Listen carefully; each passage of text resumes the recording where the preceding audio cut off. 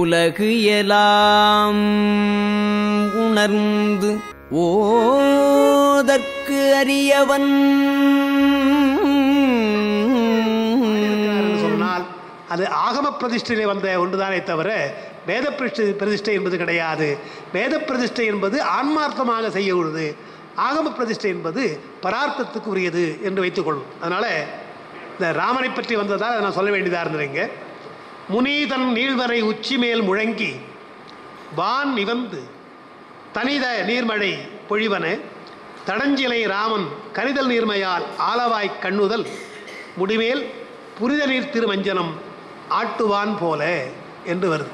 சரி, அதுக்கு அடுத்த பாட்டு தனிதம் நீர்மழைன்னு வருது. இதோட யாரோ பாட்டு அப்படி பாடினாங்க. இது ஒரு பாட்டு இன்னைக்கு இப்போ பாடின ஐயோட பாடினாங்க. அந்த பாட்டை சொல்லணும்னு நினச்சேன் நான். அப்போ நினைவு தான் சொல்கிறேன். இங்கே முனிதன் நீள்வரை உச்சி மேல் முழங்கி வாண்டி வந்து தனித நீர்மழைன்னு தான் இருக்குது. தனிதன்னு இருக்கும் பாட்டில். தா இம் இருக்கா? இல்லை, இம் இருக்கணும். அது இம்மு போட வேணாம், அங்கே இருக்காது. பக்கத்தில் நகரம் வருதுனால தனிதன் தான் வரும். தனித நீர் என்றால் தனிதம் நீர் என்று தான் வைத்துக்கணும். தனிதம் நாங்கள் இம் இருக்குது, இம்மு போட வேண்டிய அவசியம் இல்லை பாட்டில். அந்த நீர் என்று இருப்பதால தனித நீர் என்று சொல்லுவாங்க. ஆனால் எழுதுகிற போட்டு நீங்கள் தனிதம் அதுதான் எழுதுங்க தனியாக. தனிதம் என்று மேகங்கள் என்று எழுதுங்க. சரி, அது ஒன்று. அடுத்து ராமனை சொல்றதுனால இந்திரனை சொல்கிறார். அதுவும் நமக்கு தேவையான ஒன்றாக இருக்குது. அதனால் அந்த பாட்டை நான் எழுதியிருக்கிறேன். 35வது பாட்டு. சுந்தரன் திருமுடிமிசை தூய நீர் ஆட்டும் இந்திரன் தனை ஒத்த கார் எழிலி தென்மலை மேல் வந்து பெய்வ அத்தனி முதல் மௌலி மேல் வலாரி சிந்துகின்ற கைப்போது என பன்மணி தெரிப்ப. ராமன் அந்த மழை பொழிந்தது ராமன் அபிஷேகம் பண்ணது போல இருந்ததுன்னா, இப்போ இங்கே மழை பொழிகிறது தான். அது எது போல என்றால் துளி துளியாக பெய்வதாலே இந்திரன் பூ போடுவது போல இருக்குதுன்னார். இந்திரன் வந்து பூசை முடித்து அபிஷேகம் முடிந்த உடனே பூ போடுவது போல அந்த மழை பொழிகிறதுன்றார். சுந்தரன் திருமுடி முசை தூய மழை நீரினாலே அபிஷேகம் செய்த இந்திரன் தன்னை ஒத்த கார் எழிலி என்றால் மேகம் நாட்டம். கருப்பான அந்த மேகம் இந்திரனை போல இருக்கிறது என்று சொல்றார். அதாவது தூய நீர் ஆற்றுகின்ற இந்திரன் போல இருக்கிறான். பெண் மலையில் வந்து பெய்வ அத்தனி முதல் மௌலி மேல், மௌலி என்றால் சடை. இந்திரன் வந்து இங்கே பின்னால் படிக்க போகிறோம். இந்திரன் படித்திருக்கப்படல் என்று முதலே ஒரு நமக்கு அவரை படியை தீர்ப்பதற்காக முதலிலே அவர் பூஜை செய்தார் தான் முதல் படமாக நம்ம படிக்க போகிற விளையாட்டு. இந்திரன் படித்திருக்கப்படல். அப்போ பின்னால் இந்திரன் பூஜை செய்வதுனா பூக்களை எல்லாம் தூவி வழிபட்டார் என்று வரப்போகுது. அதை சொல்றாரு இங்க. பலாரி என்று சொன்னால் இந்திரனுக்கு ஒரு பெயர் இல்லையா?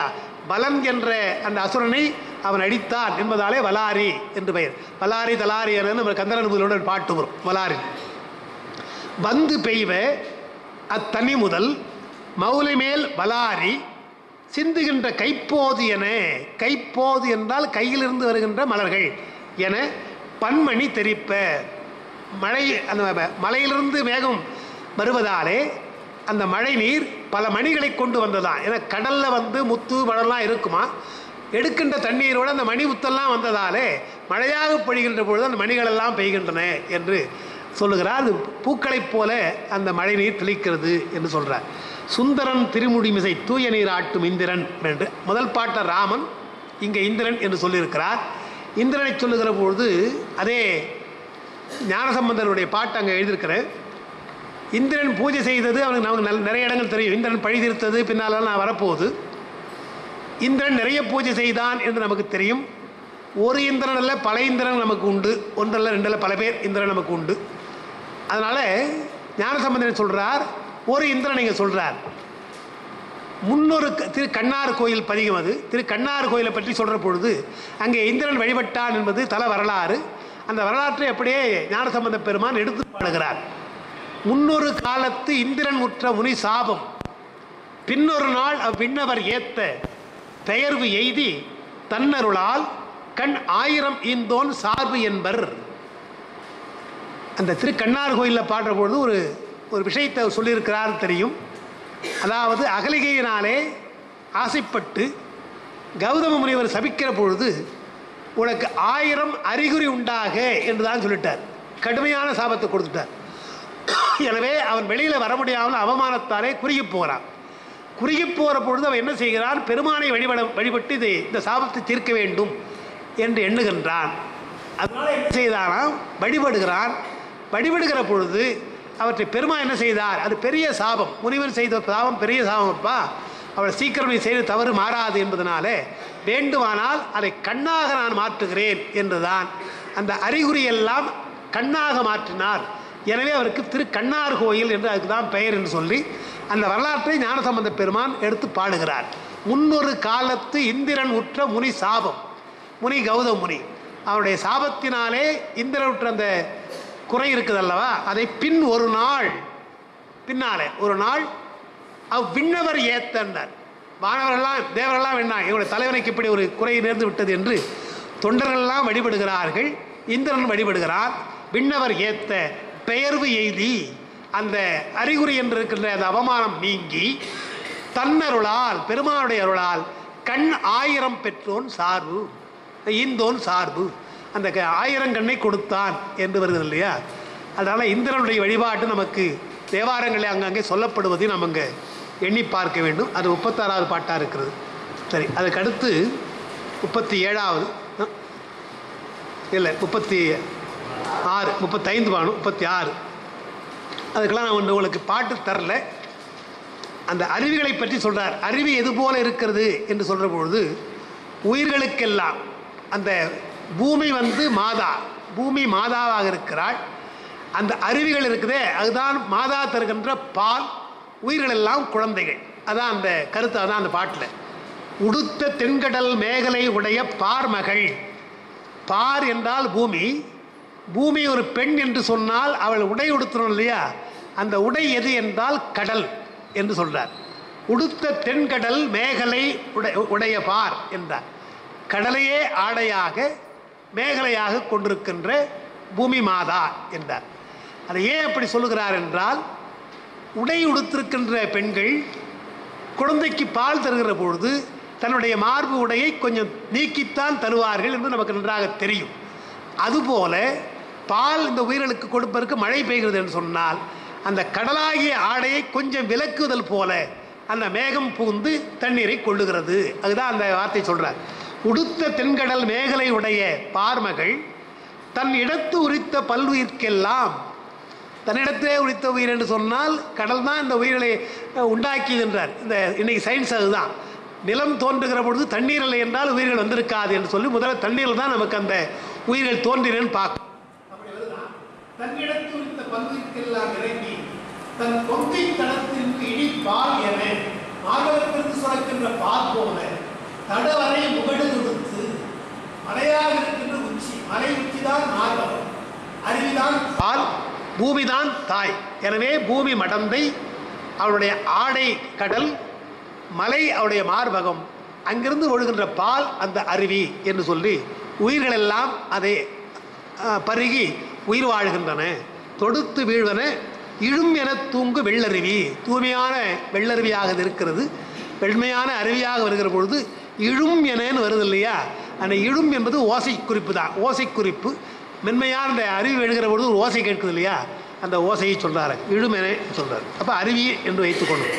அது இதில் இந்த குறிப்பு ஒன்று கொடுத்துருக்க, அவர் உரையாசிரியர் சொன்னதை கொடுத்துருக்கோம் உங்களுக்கு. சிறுபான்ற்றுப்படையில் ஒரு நயம் வருகின்றது. நம்முடைய சேக்கடாரோடு அப்படி பாடுவார். காஞ்சிபுரத்தை பாடுறபடி அப்படி பாடுறார். மணிமலை பனைத்தோள் மாநில வடந்தை அணிமுலை துயல் வரும் ஆரம் போல செல்வனல் உழந்த செய்வரல் காண்யாறு. ஆறு வருகிறதாம், ரொம்ப தொலைவிலிருந்து அந்த ஆறு வருகின்றதாம். அது எது போல என்று சொன்னால், மண்ணாகிய பெண்ணுக்கு அவருடைய மார்பிலே அணிந்து கொண்டிருக்கின்ற ஆரம் போல, கழுத்திலே அணிந்து கொண்டிருக்கின்ற துயல் வரன்னா அசையும், நடந்தால் அசையுது இல்லையா, அதான் துயல் வர. அதுபோல ஆறு அருவியாக ஆறாக வருகிறது என்றால், ஆறு அசைந்து அசைந்தான் அப்படி போகும் இல்லையா, அதுபோல போகின்ற ஆறு மணிமடந்தினுடைய பூமகளுடைய ஆரம் போல இருக்கிறது என்று ஒரு நயம் சொல்கிறார். அது சிறுபான்ற்றுப்படையில் வருது. அதுபோல இருக்கிறது இந்த ஒப்புமை காட்டுறார்கள். சரி, அடுத்த பாடல் அதுவும் ஒரு பெண்ணுக்கு தான் சொல்கிறார். பொதிகை மலையை சொல்கிறார். கருநிற மேகம் என்னும் கச்சனி சிகர கொங்கை அருவியாம் தீம்பால் சோர அகன்சுனை எங்கும் என்னும் கொப்பூழ் பொருவில் வே என்னும் மென்தோள் பொதியமாம் சைலப்பாவை பெருகுதன் பொருணை என்னும் பெண்மகப் பெற்றாளன்றே. இந்த பாட்டில் பொருணையாற்றை பற்றி சொல்கிறார். பொருணையாறு என்பது தாமிரபரணி என்று நமக்கு நல்லா தெரியும். அந்த பொருணையாறு அப்போ பூமி தாய் பெறுகிறாள், அவள் தான் அந்த பெறுகிறாளா. யார் பெறுகிறாள் என்றால் பொதியமாம் சைலப்பாவை.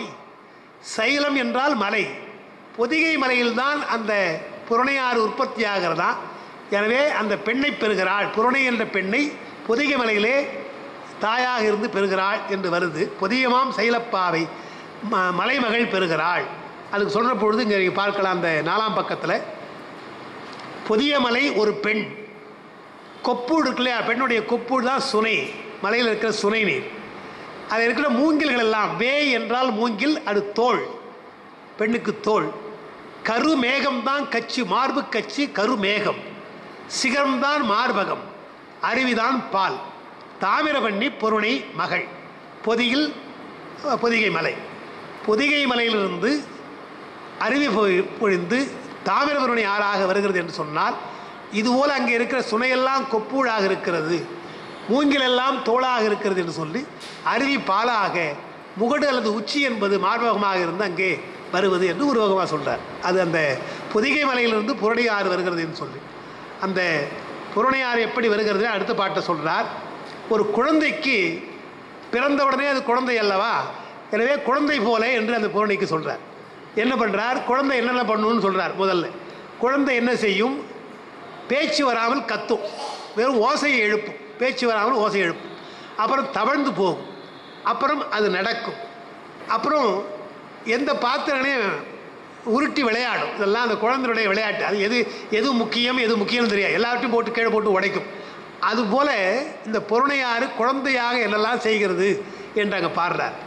கல்லென கரைந்து வீழும் கடும்புனல் குழவி காணத்து ஒல்லெனத் தவழ்ந்து தீம்பால் உண்டு ஒரி தின்தோள் மல்லர் செல்லென தெழிக்கும் பம்பை தீங்குனல் செறிவாய் தேக்கி மெல்லென காலிற்போகி பனைதுரும் விளையாட்டு எய்தி. இந்த பாட்டை குழந்தைக்கு வைத்துக்கொள்ளணும், பொருணையாற்றுக்கு வைத்துக்கொள்ளணும். சிலேடையாக பாடுகிறார். இங்கே எழுதியிருப்போம் உங்களுக்கு, சிலேடையாக வருகின்ற அந்த பாட்டு பொருணை குழந்தை ரெண்டுக்கும் அந்த பாட்டு பொருத்தமாக இருக்கும். முதல்ல சொல்கிற பொழுது கல் என கரைந்து என்றால் ஒலித்தல், அது ரெண்டுக்குமே பொருத்தமாக இருக்கும். ஆறும் ஒலிக்கும், குழந்தையும் கத்தும் ஒலிக்கும். அந்த கடும் புனல் குழவி காணத்து ஒல்லென தவழ்ந்து, வேகமாக மெல்ல தவழ்ந்து போவது போல, குழந்தை தவழ்வது போல அருவியும் தவழ்ந்து போகிறது. தீம்பால் உண்டு என்று சொன்னார். குழந்தைக்கு பால் குடிப்பதில் அப்பப்போ தமிழ்கின்ற குழந்தைக்கு அவ்வப்பொழுது பால் கொடுப்போம், அதுபோல் பால் குடிக்குதான். பொருணையாறு என்னன்னா பால் அல்ல, முல்லை நிலத்தில் இருக்கின்ற முல்லை நிலம் சொல்ல போகிறார். பின்னால் முல்லை நில மல்லர்கள்லாம் முல்லை நிலத்தில் இருக்கின்றவர்கள், அவங்கெல்லாம் மருதநிலமும் சொல்ல போகிறார். முல்லை நிலத்தில் இருக்கின்ற பால் குடங்களை எல்லாம் உருட்டி கொண்டு போகுதான். அதில் வேகமாக உருட்டி வெள்ளம் வந்ததுனால அந்த ஆயர்பாடியில் புகுந்த அந்த வெள்ளம் பால் குடங்களை எல்லாம் உருட்டி கொண்டு போவது போல பால் உண்டு. ஒரி என்றால் விலகி, தின்தோள் மன்னர் செல் என தெழிக்கும் பம்பை தீங்குரல். அதாவது மருத நிலத்து, மல்லர்னா உழவர்னு அர்த்தம். உழவல் இருக்கின்ற இடம் மருத நிலம். அப்போது பிறப்பது குறிஞ்சி நிலம், அந்த புறணையாறு பிறப்பது குறிஞ்சி, தவழ்வது முல்லை நிலம், இன்னும் நடந்து போவது இருக்குது அது மருத நிலம். எனவே மருதனுக்கு வருகின்றதா. பம்பை தீங்குரல் என்றால் பம்பை ஒலிக்கிற ஒலி, அது தீங்குரலை கேட்பது. குழந்தைக்கு அதிகமாக கத்தினா தாலாட்டு பாடும் இல்லையா, அதுபோல் இங்கே உழவர்கள் இங்கே இந்த புறணையாறு வந்த உடனே வெள்ளம் வந்து விட்டது என்று மகிழ்ச்சியாக அந்த பம்பையெல்லாம் ஒழித்து பறையெல்லாம் ஒழித்து ஆடுகிறார்கள் என்று தீங்குரல் செவிவாய் தேக்கி மெல்லென காலிற்போக்கி என்று வருது. கால் என்றால் குழந்தைக்கு கால் தான்.